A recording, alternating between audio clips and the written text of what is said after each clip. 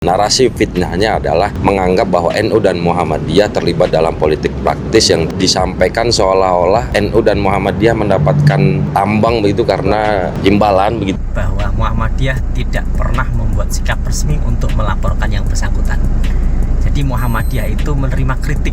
Kalau itu memang benar kami jadikan alasan membangun, kalau tidak benar akan kami sampaikan klarifikasi. Apa kabar Indonesia? Gue cuma mau bilang terima kasih untuk dukungannya, untuk doanya. Banyak banget yang ngedoain yang baik-baik ke gue.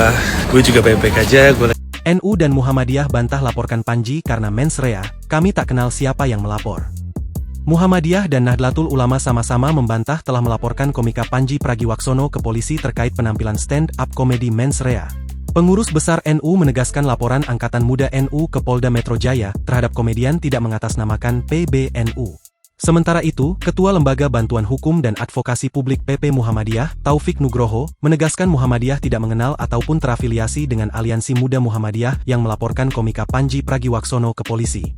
Taufik memastikan Muhammadiyah tidak pernah memberi sikap resmi mengenai stand-up komedi Panji bertajuk mens rea dan bersikap terbuka dengan kritik. Komika Panji Pragiwaksono kini merespons soal laporan polisi terhadap dirinya terkait tayangan stand-up komedi mens rea. Melalui akun Instagramnya, Panji menjelaskan saat ini ia sedang berada di Amerika Serikat. Panji kemudian berterima kasih atas dukungan kepada dirinya dan menjelaskan dirinya dalam keadaan sehat dan baik. Download Tribun X sekarang, menghadirkan lokal menjadi Indonesia.